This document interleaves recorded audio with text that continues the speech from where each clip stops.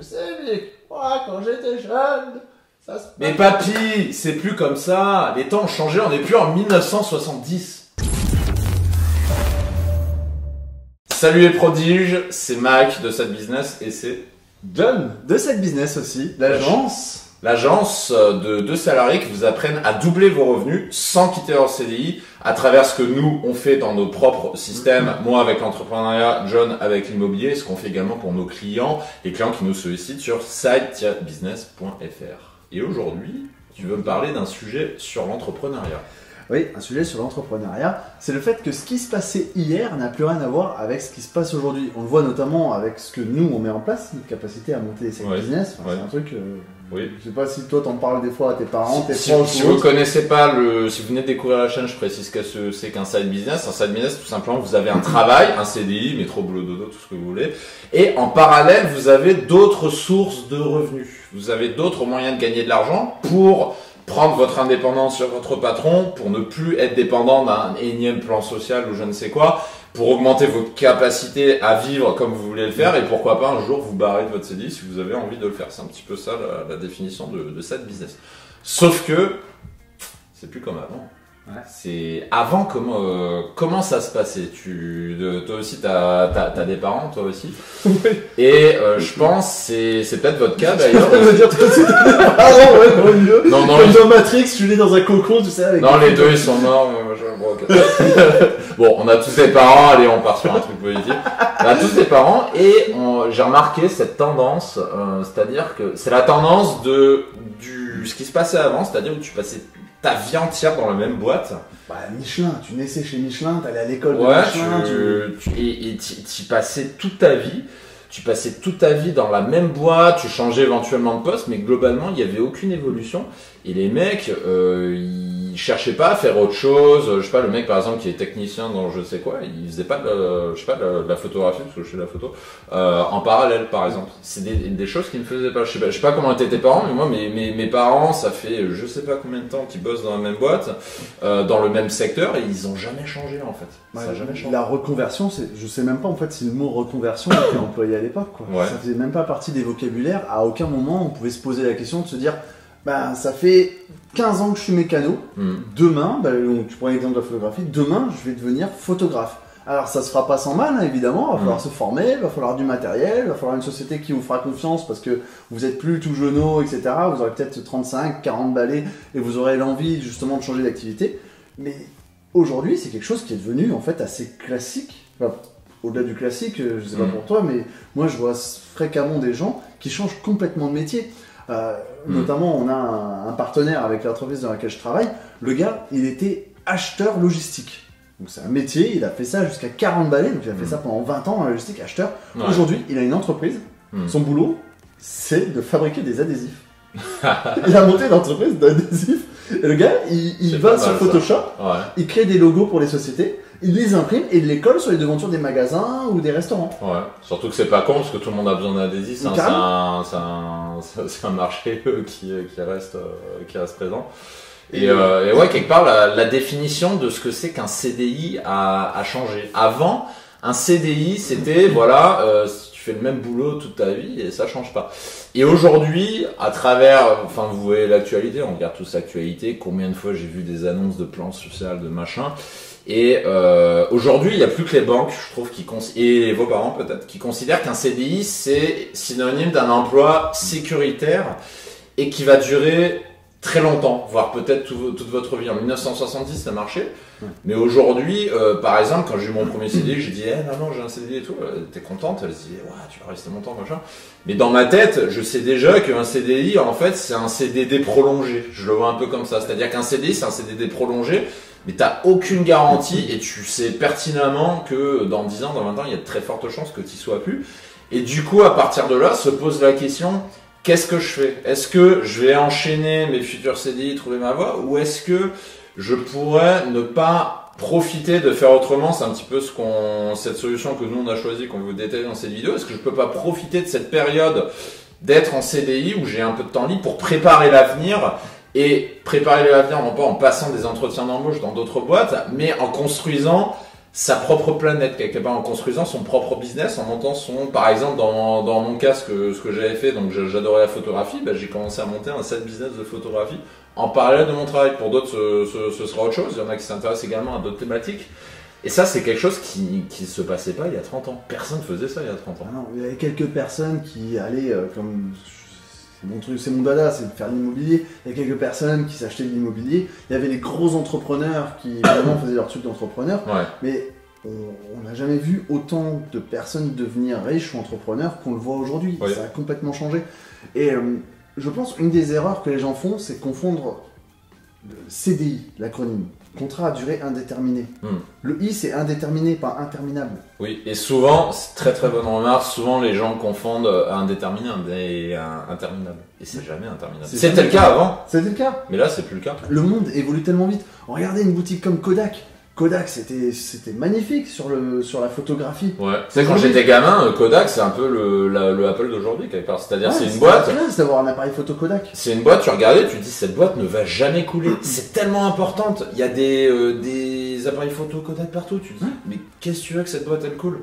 Pourtant, 10 ans après, il n'y a plus rien. 10 ans après, il n'y a plus rien. Il n'y a plus rien. Et aujourd'hui, on tourne pas notre vidéo avec une caméra Kodak ou quoi que ce soit, on la tourne avec notre iPhone. Ouais. Et l'iPhone, là, on regarde cette merveilleuse invention qui est posée devant nous sur un trépied. Ce truc est sorti en 2007, ça n'existait pas il y a 13 ans. C'est-à-dire que mes parents bossent avec aujourd'hui, mais il a aussi foutu des centaines de personnes à la rue qui n'étaient pas capables de s'adapter à ce système-là. Ouais. Et ces personnes-là, justement, n'ont pas juste pris en compte les besoins d'évoluer et de s'adapter à de nouvelles technologies, de nouvelles manières de travailler, elles font plus rien aujourd'hui. Ce que ça veut dire pour vous, et c'est un peu là où on voudrait insister dans cette vidéo, c'est que ces changements, ça peut faire peur. On peut se dire, ouais, du coup, je sais pas, qu'est-ce que va être demain, c'est pas le moment de faire des projets, machin, le monde est incertain, etc. Tout est incertain, tout le monde le sait.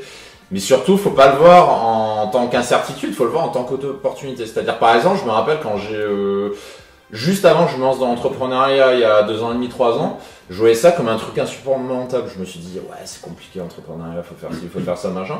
Mais la vérité, c'est que ça n'a jamais été aussi simple qu'aujourd'hui. Il n'y a jamais eu autant de... Même si l'administration fiscale, c'est toujours aussi chiant et compliqué. J'étais en train de me dire à quel moment tu vas râler sur l'administration. Ah ouais, non, c'est toujours aussi chiant. Mais il paraît que c'était encore plus chiant avant, parce que maintenant, il y a quand même un peu d'informatique.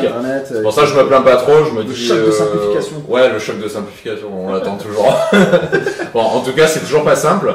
Par contre, tout le reste, c'est-à-dire voilà, créer, avoir son numéro SIRET, son numéro d'entreprise, machin, ça n'a jamais été aussi simple. On peut démarrer une boîte avec 1 euro de capital, ça n'existait pas de mémoire. Il y a 20 ans, je croyais qu'il fallait un capital plus important disons pour tu pouvais créer rien une boîte. faire, avec 1 euro, de toute façon, tu faisais rien. Et surtout, tu faisais rien. Là, aujourd'hui, tu ouvres un site internet, tu as des formulaires, tu prends un WordPress, tu ouvres un site en ton nom de domaine.wordpress.org, enfin, c'est gratos. C'est gratos. Ouais. Et tu peux commencer à raconter ta vie, à mettre en ligne tes produits, tes œuvres d'art si t'es peintre, à mettre en place tes services de jardinerie si t'es jardinier, à proposer la fabrication de saunas dans, je sais pas, dans les salles de bain des gens si tu fabriques des saunas dans les salles de bain des gens. Ça, c'était impossible. Je le vois comme ça, c'est aujourd'hui on est dans un monde d'opportunités où il n'y a jamais eu autant d'opportunités qu'aujourd'hui. Et pourtant, et je le vois avec nos clients qu'on reçoit régulièrement en phone coaching, c'est-à-dire les mecs ou les nanas, ils nous appellent, ils disent ouais, c'est compliqué, je vais pas y arriver, machin et tout. Il y a les mecs à 40 ans, tu crois qu'ils faisaient comment quand le mec à 40 ans qui voulait montrer une SARL, qui voulait faire, je sais pas, un truc de jardinage par exemple, j'en sais rien, ça peut être n'importe quoi. Bien sûr. Ça devait être J'étais pas né il y a 40 ans, mais j'ai pas encore 40 ans. Je donne quelques indices sur mon âge. Mais il y a 40 ans, ça devait être une complexité de malade. Et aujourd'hui, en 5 minutes, tu peux commencer par déjà t'enregistrer comme auto-entrepreneur et monter une plateforme internet pour faire connaître tes services. Ça peut être n'importe quoi. Dans mon cas, ça a été la photographie. Mais pour le jardinage, c'est pareil. Tu montes une plateforme pour te faire connaître. Et en fait, ça n'a jamais été aussi simple. Et pourtant, les gens continuent de nous dire ouais, mais c'est compliqué, je sais pas comment faire, etc. Et je pense qu'il y a une grosse partie du travail à faire qui est non pas technique, mais qui est au niveau mental, au niveau mindset. Je sais pas ce que tu en penses, tu as eu aussi quelques clients. On est parfaitement d'accord. Les gens restent figés sur un système qui est relativement historique. Mais c'est plus vrai sur les personnes qui ont, on va dire, il y a des générations, la génération X, il y a la Z, c'est plus les gens qui sont de la génération Y là, qui ont été pendant un moment, ils sont ceux qui étaient juste avant nous en fait. Ouais. Ils sont restés encore là-dedans, alors que notre génération elle est super souple, elle s'adapte. Mais le problème, c'est que ils ont l'impression qu'ils doivent créer Facebook pour faire quelque chose. Ils ont l'impression qu'ils doivent créer Instagram. Ouais, ça j'entends tout le temps. Et ça, c'est fou. Et c'est justement là où on veut en arriver au travers de toute cette discussion. C'est que les temps ont changé. L'idée, c'est que vous n'êtes pas obligé d'être une pièce d'une très grande entreprise. Vous n'êtes pas obligé d'arriver avec une idée qui va révolutionner le monde pour pouvoir vous offrir le plaisir ou le luxe de monter votre propre aventure.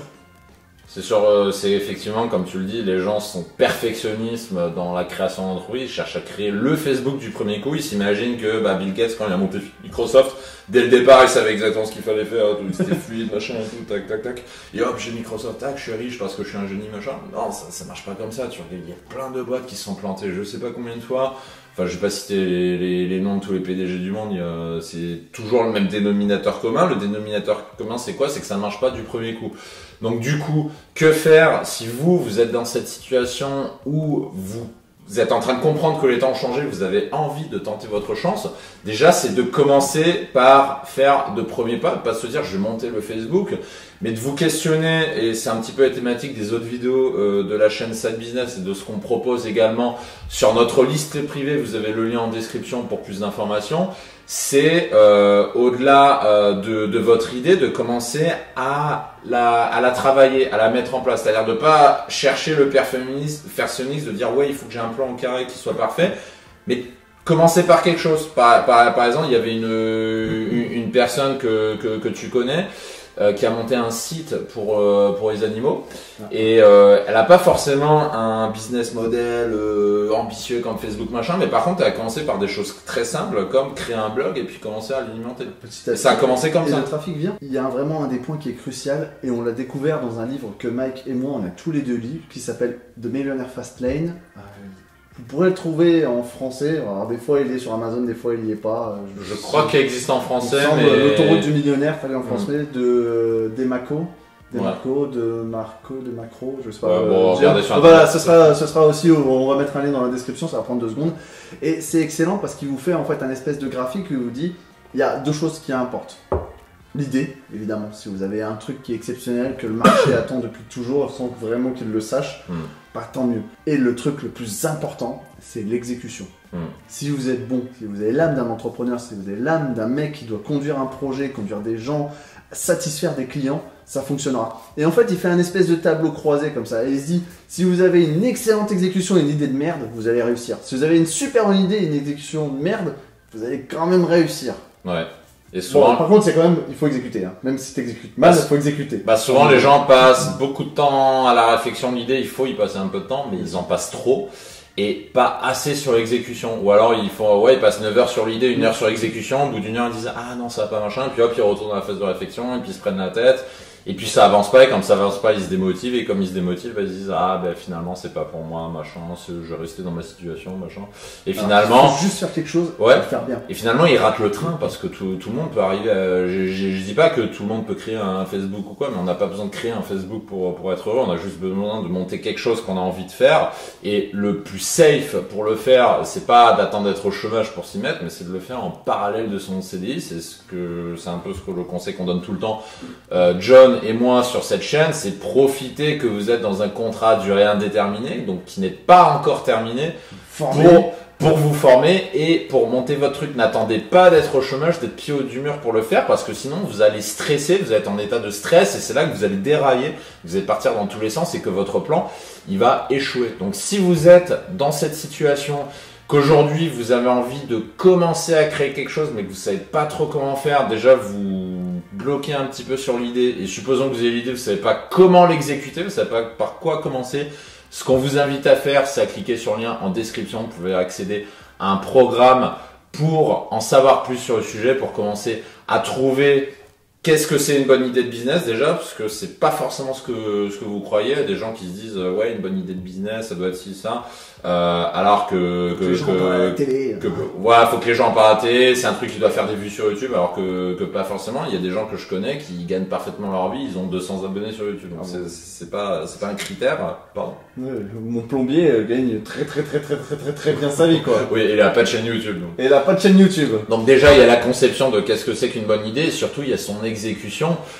Puisqu'il y a les gens se disent souvent ah bah tiens je crée une chaîne YouTube et puis ça va aller tout seul machin, sauf qu'ils n'ont pas cette vision stratégique avant, ils exécutent pas forcément les choses dans le bon ordre. Donc du coup ce qu'on vous propose c'est de remettre un peu de l'ordre dans ce bordel, de profiter que vous êtes dans un CDI, donc dans une situation confortable, que vous n'êtes pas en état de stress pour vous y mettre. Donc je vous en dis pas plus, je vous spoil pas le programme, ça se trouve en description de cette vidéo, pour démarrer votre programme, pour commencer à creuser votre idée et savoir comment l'exécuter pour pas partir en sucette. Dans les commentaires si vous avez des remarques ou des questions complémentaires, et on vous dit à la prochaine. À la prochaine vidéo.